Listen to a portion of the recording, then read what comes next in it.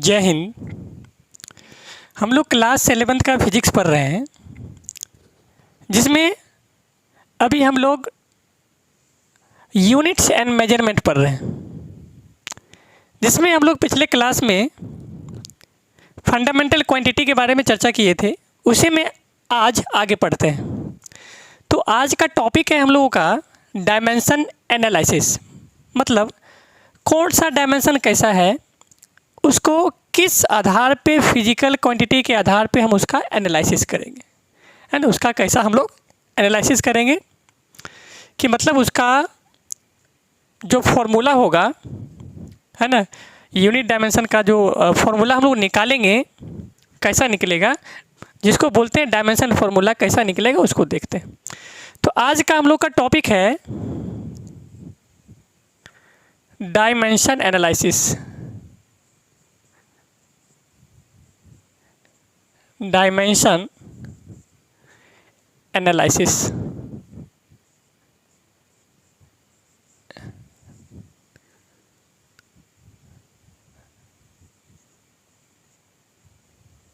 है ना। आज का हम लोग का टॉपिक है डायमेंशन एनालिसिस। मतलब जो भी हम लोगों का क्वांटिटी रहेगा, फिजिकल क्वांटिटी, मतलब अगर जैसे मान लीजिएगा मास है, फोर्स है, उसको हम लोग किस डायमेंशन फॉर्मूला पर रिप्रेजेंट करेंगे। क्योंकि डायमेंशन फॉर्मूला कितने होते हैं, 7 होते हैं, उसी पे रिप्रेजेंट करेंगे। तो उसी को हम लोग क्या बोलते हैं, डायमेंशन फॉर्मूला बोलते हैं। उसी को हम लोग कैसे एनालिसिस करेंगे, मतलब कहाँ पे कौन सा डायमेंशन फॉर्मूला यूज कर रहा है, उसका डायमेंशन फॉर्मूला कैसा निकलेगा, कैसा फाइंड करेंगे, उसको इसमें देखना है। तो क्या लिखें, डायमेंशन एनालिसिस। पहले इसका डिफिनेशन जान जाते हैं। इसका डिफिनेशन क्या होता है, तो डिफिनेशन लिखेंगे, dimension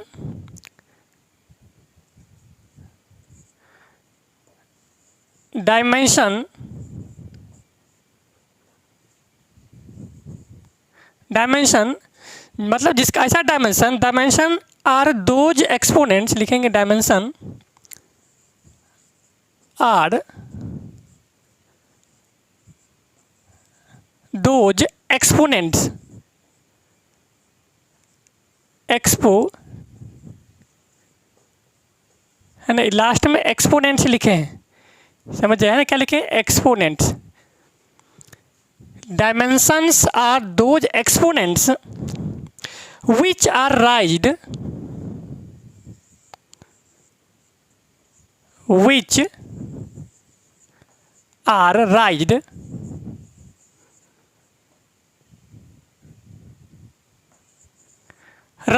which are raised is एक minute, which are raised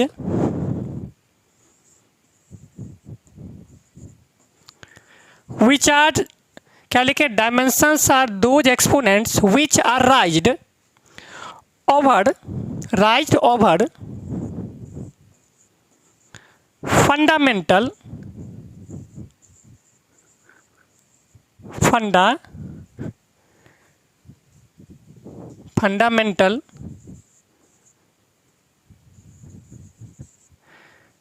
quantity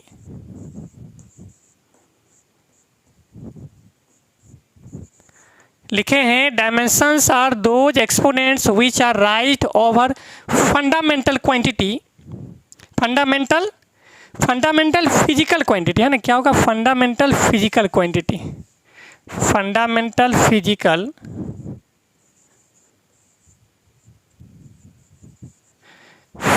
quantity, fundamental physical quantity, है ना, क्या लिखे हैं, फंडामेंटल फिजिकल क्वांटिटी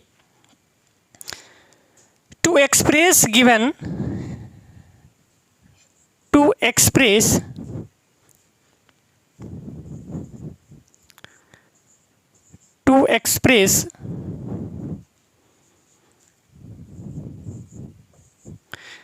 क्वांटिटी।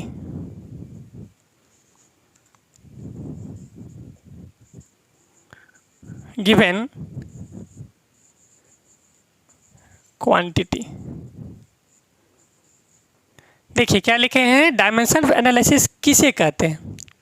मान लीजिए कोई फॉर्मूला है, उसको हम लोग क्या करेंगे, जो 7 फंडामेंटल क्वांटिटी होता है उस पर इसको रिप्रेजेंट करना है। तो लिखे वही डायमेंशंस आर दोज एक्सपोनेंट्स, मतलब ऐसा डायमेंशंस, किसी भी चीज़ का अगर डायमेंशन रहेगा उसका एक्सपोनेंट्स, जो पिछले क्लास में हम लोग पढ़े थे, एक्सपोनेंट का मतलब पावर के फॉर्म में क्या रहता है, उसमें जो देखे थे उसका प्रीफिक्स सफिक्स देखे थे, प्रीफिक्स देखे थे, उसमें अगर रहेगा तो उसको हम लोग क्या करेंगे, those exponents which are right over fundamental physical quantity, मतलब उसको फिजिकल क्वांटिटी, जो भी फिजिकल फार्मूला है या फिर फिजिकल क्वांटिटी है, उसके ऊपर कैसे उसको डिटरमाइन करेंगे, कैसे उसको एक्सप्रेस करेंगे, है ना। तो जो भी आपका क्वांटिटी दिया रहेगा उस पर हम लोग उसका फिजिकल क्वांटिटी को रिप्रेजेंट करना ही क्या कहलाता है, डायमेंशन एनालिसिस कहलाता है।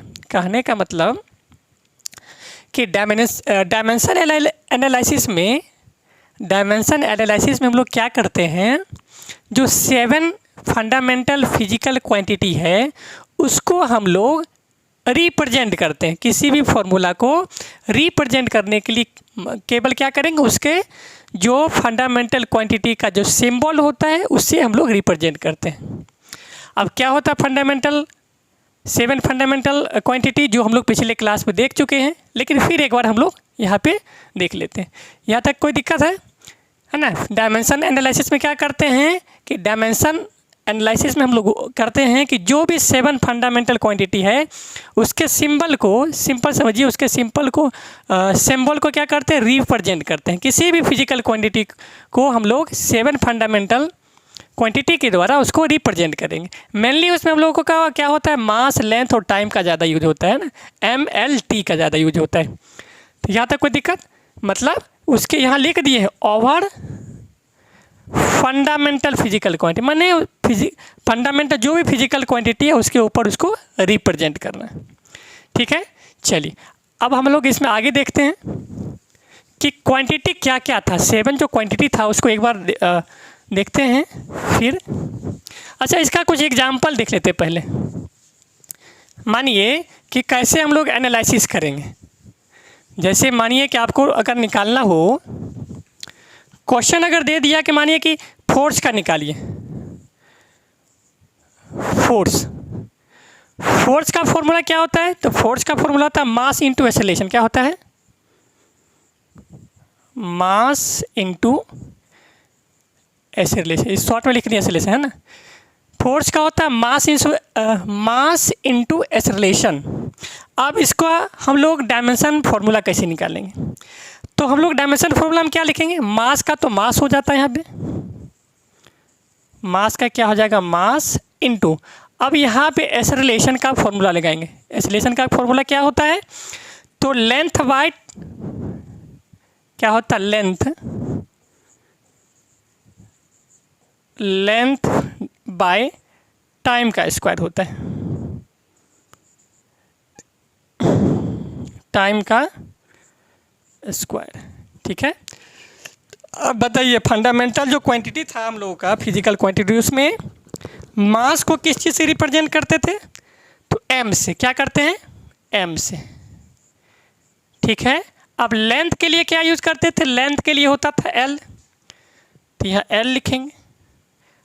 टाइम के लिए क्या लिखते थे, तो टाइम के लिए t, यहाँ पावर 2 है तो पावर 2। इसको जब सॉल्व करेंगे तो m का m हो जाएगा, यहाँ पे मास का मास m हो जाएगा। फिर l के लिए क्या लिखेंगे, l लिख देंगे, और नीचे वाला अगर कोई ऊपर भेजते हैं तो क्या होता है, साइन चेंज हो जाता है, मतलब t का पावर -2। और ध्यान रखना है इसको स्क्वायर ब्रैकेट में बंद करना है। ठीक है, अब एक चीज़ और यहाँ पे ध्यान देने की बात है कि मास कितना है, तो 1 है। कितना मास है, तो यहाँ 1 मास लिखेंगे। लेंथ कितना को दिखा रहा है, तो 1 लेंथ दिखा रहा है, तो L1, माने M1 L1 T inverse 2, M1 L1 T का पावर 2 जो हो गया फोर्स का हम लोगों का डायमेंशन फॉर्मूला हो गया। ठीक है, इसी में अगर मानिए कि नेक्स्ट अगर हमको दिया जाए कि बताइए एक और एग्जाम्पल देख लेते हैं। बताइए कि वर्क का बताइए क्या होता है। वर्क का फॉर्मूला पहले लिखेंगे। वर्क का फॉर्मूला क्या होता है? Force into displacement. Force into displacement, ये समझ जाइएगा, डिस्प्लेसमेंट लिखेंगे ना। अब बताइए फोर्स इनटू डिस्प्लेसमेंट, चूंकि अभी हम लोग ऊपर में तुरंत यहाँ पे निकाले थे। फोर्स के लिए क्या फॉर्मूला लगाते हैं? फोर्स के लिए लगाते हैं मास इनटू क्या लगाते हैं? फोर्स का लेंथ बाई टाइम का स्क्वायर।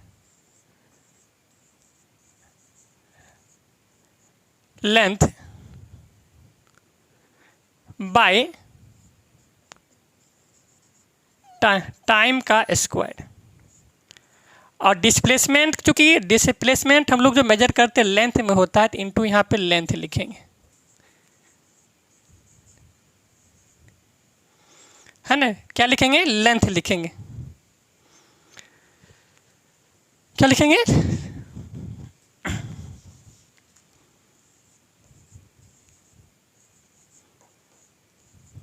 है ना।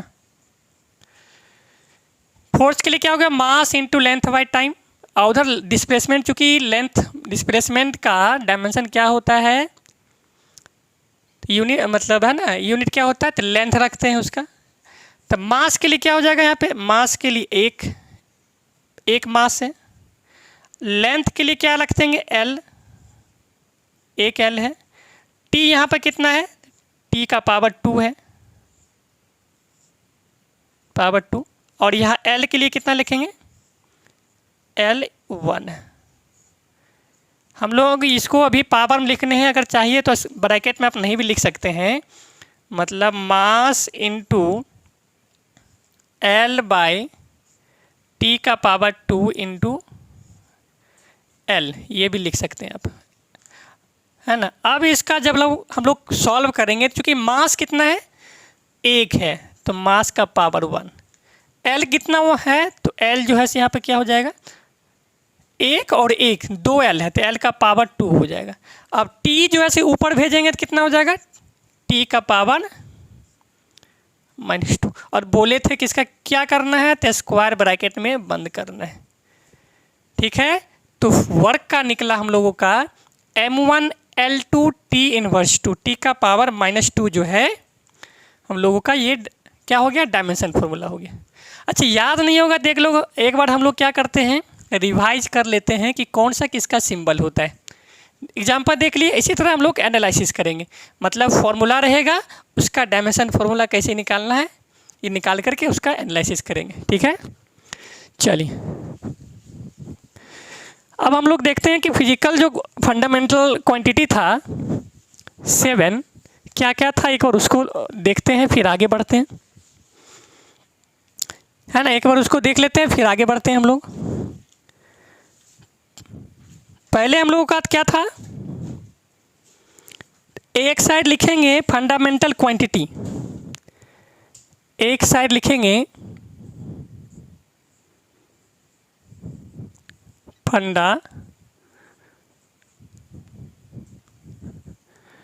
फंडामेंटल क्वांटिटी,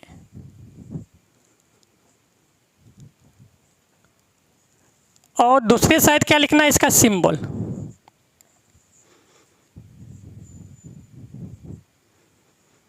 क्या लिखना है? सिंबल, ठीक है। फंडामेंटल क्वांटिटी और एक साइड क्या लिख दिए? सिंबल। जैसे मानिए 7 बताए थे, पहले बताए थे लेंथ होता है, क्या होता है? लेंथ। लेंथ के लिए क्या यूज करते थे? है ना, लेंथ के लिए क्या यूज करते हैं?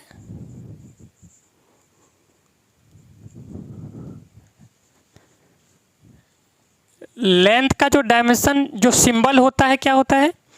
L होता है। उधर सिंबल लिखें या समझ जाइए, क्या लिखे हैं? L होता है, लेकिन इसको स्क्वायर ब्रैकेट बंद करते हैं।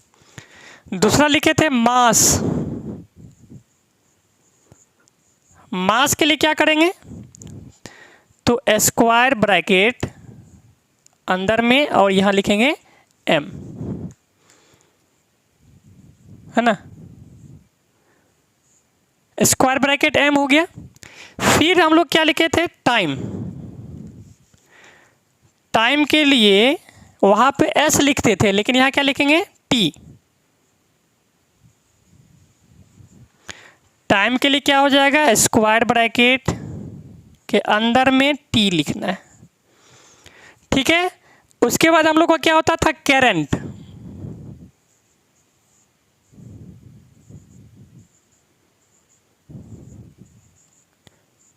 करंट का क्या होता था बताइए, करंट का क्या होता था, तो एम्पियर। ब्रैकेट के अंदर, स्क्वायर ब्रैकेट के अंदर ए लिखना है।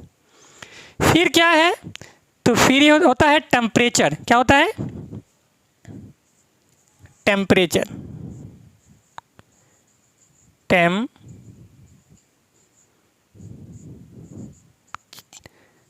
टेम्परेचर नीचे में लिखें, टेम्परेचर। टेम्परेचर जो होता है दो तरीका से होता है, एक केल्विन में लिख सकते हैं, इसका तो ऐसे होता है, क्या होता है, केल्विन, स्क्वायर ब्रैकेट के अंदर केल्विन होता है, या फिर कहीं कहीं हम लोग थीटा भी लिख सकते हैं, केल्विन या फिर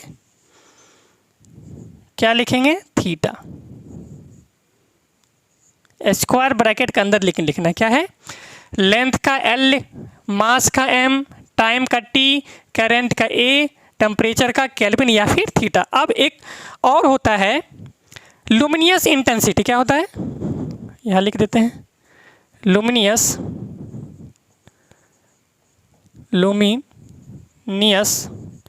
इंटेंसिटी।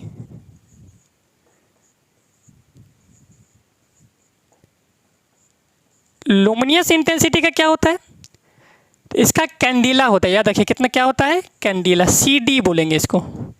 यहाँ दिखेगा, ऊपर लिख देते हैं ना, ऊपर में यहाँ लिख देते हैं, इसको मिटा करके।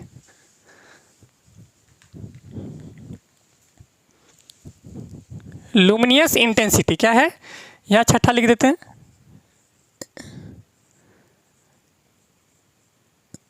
Luminous intensity.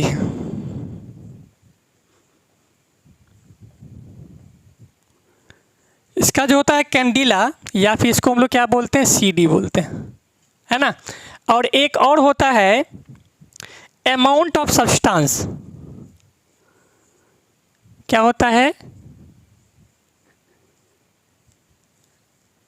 Amount of substance.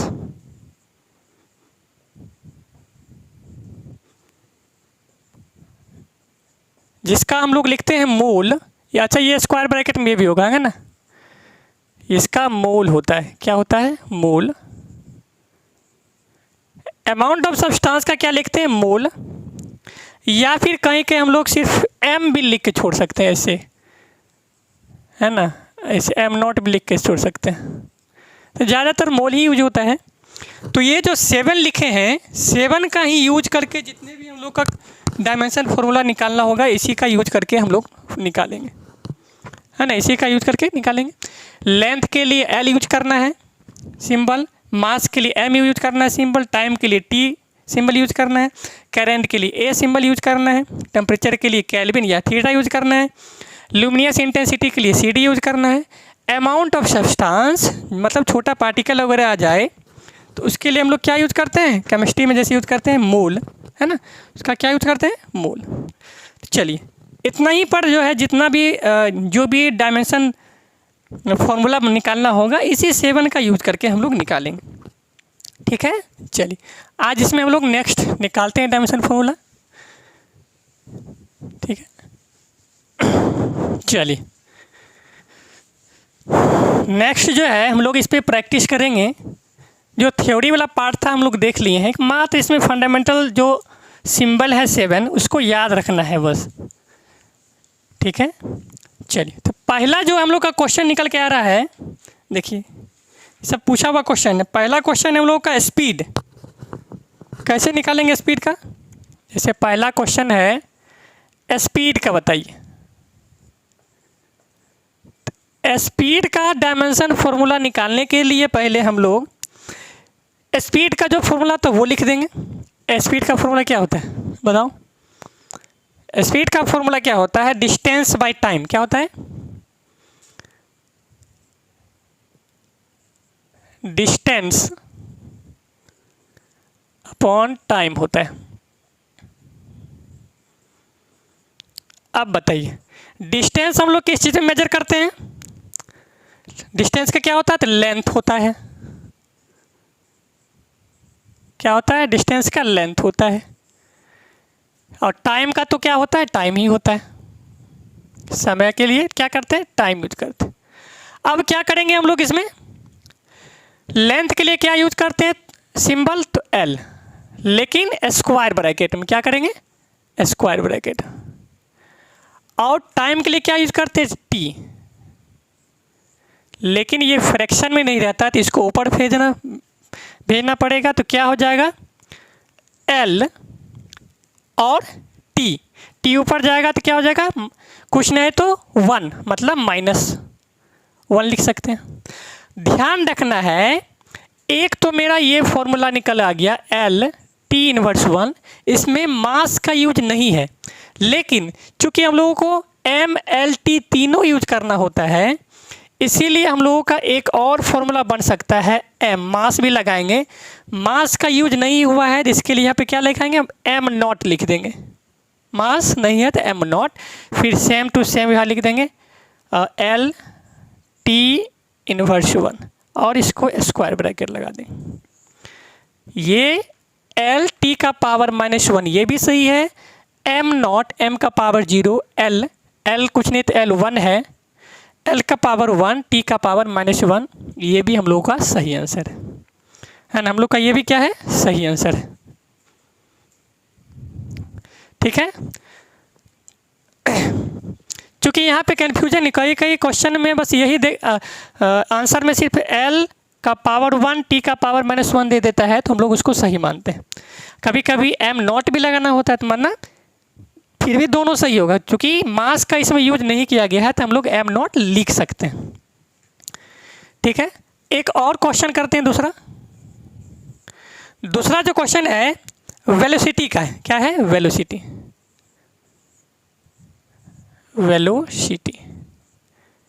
अब क्या बताया है वेलोसिटी का? पहले क्या लिखना है? फॉर्मूला डिस्प्लेसमेंट बाय टाइम होता है। क्या होता है? डिस्प्लेसमेंट, समझ जाइएगा, डिस्प्लेसमेंट बाय टाइम। अब बताइए डिस्प्लेसमेंट जो होता है किस में मेजर होता है? ये डिस्प्लेसमेंट लिखे हैं ना, डिस्प्लेसमेंट समझ जाइएगा। डिस्प्लेसमेंट का जो तो होता है, क्या होता है डिस्प्लेसमेंट का? तो लेंथ होता है। क्या लिखेंगे डिस्प्लेसमेंट के लिए? लेंथ लिख देंगे यहाँ पे। और टाइम के लिए तो टाइम ही रहेगा, क्योंकि डिस्प्लेसमेंट हम लोग किस में मेजर करते हैं? तो लेंथ में। अब बताइए यहाँ लेंथ के लिए क्या यूज करते हैं? तो एल। बहुत अच्छा। और टाइम के लिए टी यूज करते हैं। लेकिन ध्यान रखिएगा कि जो इसमें हम लोग निकालेंगे L1 T1 निकला, उसमें वेलोसिटी के लिए क्या होता है? डिस्प्लेसमेंट बाय टाइम रखेंगे, है ना। तो लेंथ हो गया और टाइम के लिए टी हो गया। सेम इसको ऊपर भेजेंगे तो क्या हो जाएगा? एल का कुछ नहीं तो 1 हो जाएगा और टी का पावर कुछ नहीं है तो -1 हो जाएगा, है ना। ये आंसर हो गया। या फिर हम लोग क्या करें, इस पर मास नहीं है तो हम एम नॉट लिख सकते हैं। एम नॉट L1 टी का पावर 1। ठीक है, यही हम लोग का आंसर हो जाएगा। L1 T -1, है ना। L1 T -1 हो जाएगा। ठीक है, दोनों हम लोगों का सही था, मतलब वेलोसिटी का निकाल लिए और स्पीड का भी निकाल लिए। दोनों का चूँकि सेम ही होता है, इसीलिए हम लोग का ये दोनों डायमेंशन फॉर्मूला सेम आया। Am not L1 T -1। फिर आगे देखते हैं, एक दो क्वेश्चन और बनाते हैं अभी।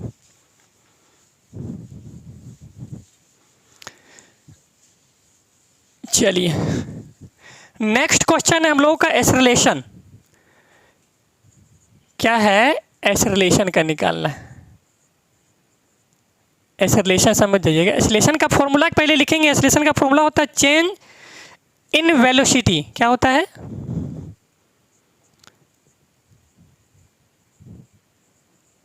चेंज इन वेलोसिटी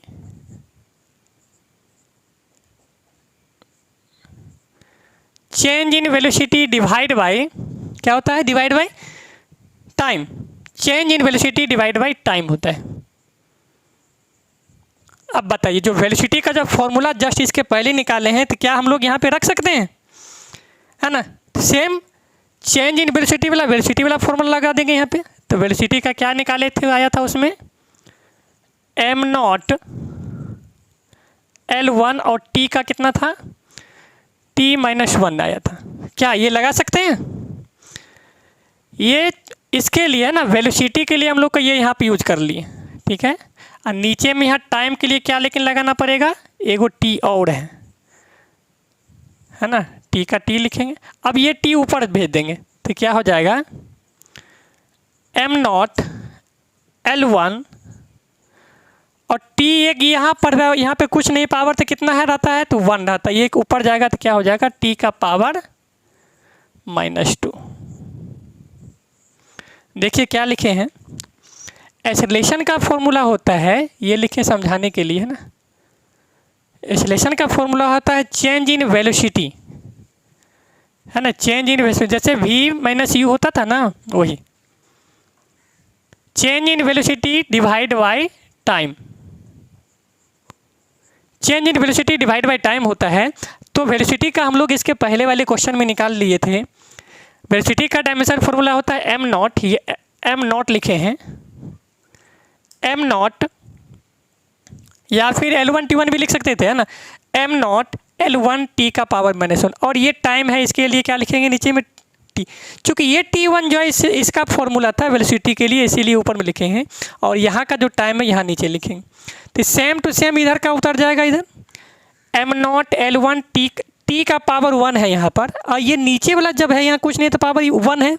जब इसको ऊपर भेजेंगे तो ये 1 है और एक ऊपर जाएगा तो जुट जाएगा, तो क्या हो जाएगा? t का पावर -2, है ना। 2 निकाले हम लोग, एक्सेलरेशन का निकाले हैं। तो एक्सेलरेशन का हम लोग का डायमेंशन फॉर्मूला आया कितना? स्क्वायर ब्रैकेट के अंदर m0 L1 t का पावर -2, ठीक है। तो आज के लिए बस इतना ही रखते हैं, आप इसको देखिए, फिर आगे क्लास में, नेक्स्ट क्लास में हम लोग बहुत सारा डायमेंशन फॉर्मूला निकाल लेंगे। आज के लिए बस इतना ही। जय हिंद।